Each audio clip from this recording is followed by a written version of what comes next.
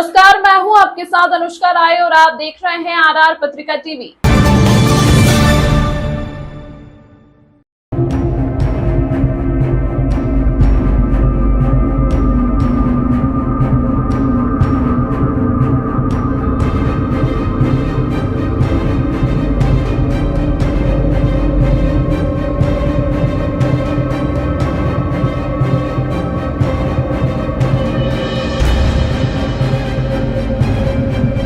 राज्यपाल कलराज मिश्र ने कहा है कि महिलाओं को यदि समाज में आगे बढ़ने के अवसर मिले हैं तो वे अपना श्रेष्ठतम प्रदान करती हैं। उन्होंने कहा कि जिस समाज में महिलाओं का सम्मान होता है वहीं तेजी से विकास की ओर अग्रसर होता है। उन्होंने ज्योति उत्सव के अंतर्गत विभिन्न क्षेत्रों में उत्कृष्ट कार्य करने वाली 9 महिलाओं को वुमेन आइकन अवार्ड प्रदान करते हुए कहा कि इनसे प्रेरणा लेकर बालिकाएं हर क्षेत्र में अग्रणी रहने का प्रयास करें। मिश्र रविवार को ज्योति विद्यापीठ महिला विश्वविद्यालय के 16वें वार्षिक उत्सव ज्योति उत्सव में संबोधित कर रहे थे। उन्होंने कहा कि जिन महिलाओं को सम्मान प्राप्त हुआ है वह सभी अपने अपने क्षेत्र की होनहार प्रतिभाएं हैं। यह उस नारी शक्ति का सम्मान है जिन्होंने अपने क्षेत्र में विशिष्ट कार्य कर समाज में महिला शक्ति का अनुपम उदाहरण प्रस्तुत किया। उन्होंने कहा कि महिला शिक्षा का अर्थ है संस्कार है तो समाज का निर्माण। उन्होंने समाज में लीक से हटकर कार्य करने वाली विभिन्न महिलाओं का उदाहरण देते हुए कहा कि जब जब महिला शक्ति ने कुछ करने की ठानी समाज में सकारात्मक बदलाव आया है। उन्होंने कहा कि एक महिला को शिक्षा प्रदान करने का अर्थ है पूरे परिवार और समाज की शिक्षा की व्यवस्था करना। मिश्र ने महिला शिक्षा के लिए समाज में प्रभावी वातावरण निर्माण करने, ग्रामीण क्षेत्र की बालिकाओं के लिए विशेष शिक्षा के अवसर सृजित करने, महिलाओं के सशक्तिकरण के लिए सभी स्तरों पर प्रभावी प्रयास किए जाने का भी आह्वान किया। इस अवसर पर ज्योति विद्यापीठ के अध्यक्ष वेदांत गर्ग ने महिला शिक्षा के लिए किए जा रहे प्रयासों के बारे में विस्तार से जानकारी दी और राज्यपाल का आभार जताया। इस दौरान कार्यक्रम में जिला कलेक्टर हनुमान मल्ढाका, पुलिस अधीक्षक शांतनु कुमार सिंह, अतिरिक्त जिला कलेक्टर गोपाल परिहार, अतिरिक्त पुलिस अधीक्षक शिवलाल, मौजमाबाद उपखंड अधिकारी बलवीर सिंह सहित सभी जिला स्तरीय अधिकारी उपस्थित रहे। लोकतंत्र का आधार है, विश्व का ये सबसे बड़े लोकतांत्रिक भारत को जो संविधान चला रहा है वह संविधान क्या है, उसका उद्देश्य क्या है, उसकी उद्देश्यता क्या है, उसका प्रियम्बल क्या है, ये बहुत सारे लोगों को जानकारी नहीं है। ऐसे जहां जहां मैं जाता हूं मैं निश्चित रूप से संविधान के प्रियम्बल को पढ़ता हूं और लोगों से दोहराता हूं। आज मैंने आपके सामने संविधान के उद्देश्य को पढ़ा और आपने दोहराया। उसको पढ़ने के बाद लगता है, पहले ही सबसे पता लगता है हम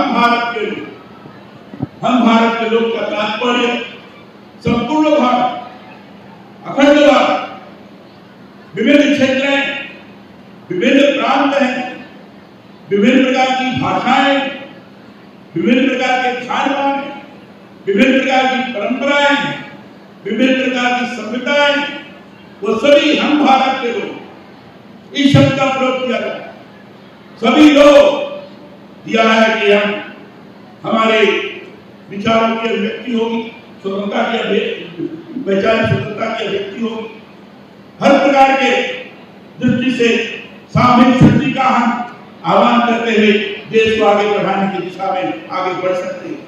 इस प्रकार का इसके संदेश आलोचना ने यह भी कहा है कि व्यक्ति की गरिमा को ध्यान में रखते, में आप देखा होगा व्यक्ति की गरिमा को ध्यान में रखते सामूहिकता को आगे बढ़ाएं।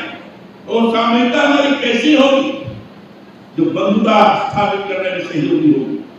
और बंधुता हमारी ऐसी होगी जो राष्ट्र की एकता और अखंडता को सुरक्षित रख सकने में सक्षम होगी। इस तरह का भाव प्रियम्बल के अंदर विद्यमान है। इसके साथ कहा गया है किसी प्रकार की पंथ, धर्म, इसको लेकर विभिन्नता को ध्यान में रखकर किसी प्रकार का झगड़ा नहीं। ये सब एक समाज में एक दिशा में ले जाने के लिए से सक्षम है।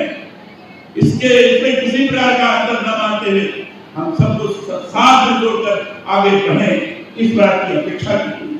दूसरा, मैंने मौलिक कर्तव्य की बात की, फंडामेंटल राइट्स की बात तो सभी करते हैं, लेकिन फंडामेंटल ड्यूटीज की बात कोई नहीं करता।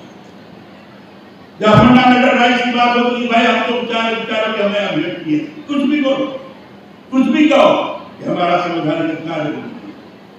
कुछ भी करो, आगे राष्ट्रीय क्षति कर जाओ, मना किया जाता है तो कहते हैं कि हमारा संविधान सरकार, लेकिन इसको नहीं देखा कि यार संवैधानिक हमारा मौलिक कर्तव्य क्या है।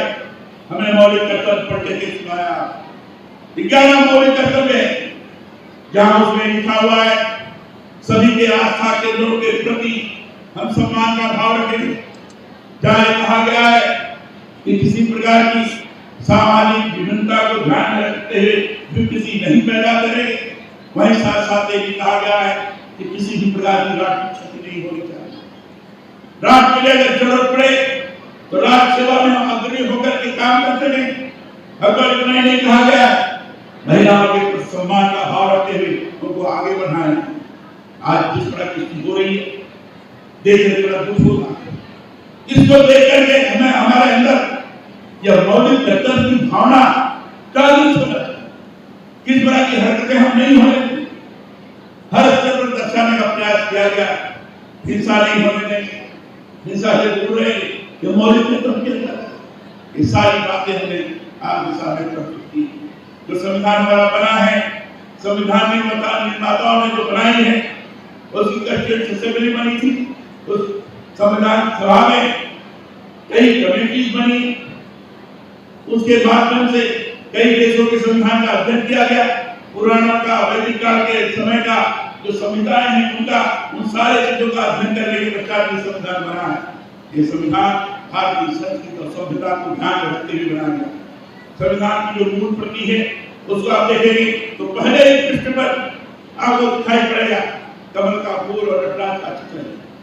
साथ ही साथ आगे बढ़ेंगे, मोहनजोदड़ो हड़प्पा की खुदाई के अंदर जो चीजें प्राप्त हुई है, संविधान के प्रथम भाग में ही बुद्ध का चित्र दिया गया है कि हमारा जो संविधान होगा इसके लिए से मजबूत होगा, स्ट्रांग होगा। अंडरलाइन फंडामेंटल राइट्स की जो बात की गई है उसके पहले जो चित्र दिया गया है, भगवान राम, लक्ष्मण, सीता अयोध्या गमन कर रहे हैं।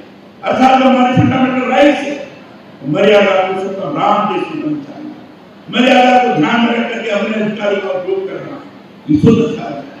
डायरेक्ट प्रिंसिपल से पहले जो चित्र अंकित किए गए उसमें दिया गया कि भगवान कृष्ण अर्जुन को उपदेश दे रहे, गीता का संदेश, अर्थात जो भी दिशा निर्देश होगा वो गीता के मंत्र जैसा होगा, शाश्वत होगा, पवित्र होगा, उसकी लोग पूजा करेंगे। इस तरीके से जो भी हमारे कानून बनेंगे उन कानून का कड़ाई के साथ पालन करते हुए, हर मर्यादा का ध्यान रखते हुए संविधान को, अपने देश को हम आगे बढ़ाएंगे। कल्याणकारी योजनाओं को लागू करते हुए, संविधान की सुरक्षा करते हुए हम आगे चलते जाएंगे। इस स्वरूप को वर्णित करने का प्रयास किया गया, चित्र के रहिए। इसलिए हमारा संविधान भारतीय सभ्यता और संस्कृति से ओतप्रोत संविधान है। इसलिए संविधान जिस तरीके से गीता, जिस तरीके से पुराण, जिस तरह से बाइबल पवित्र है, उसी तरीके से भारत का संविधान भी पवित्र है। ऐसे पवित्र ग्रंथ का हम समादर करते हैं और उसके अनुसार चलने के लिए हम संकल्प लेते हैं। इस तरह का भावना करके हम चलें, यही अपेक्षा की, यही मैं आप सबों से अपील करता हूँ। मैं आप लोगों के बीच में तमाम महत्वपूर्ण खबरों के लिए देखते रहिए RR पत्रिका TV।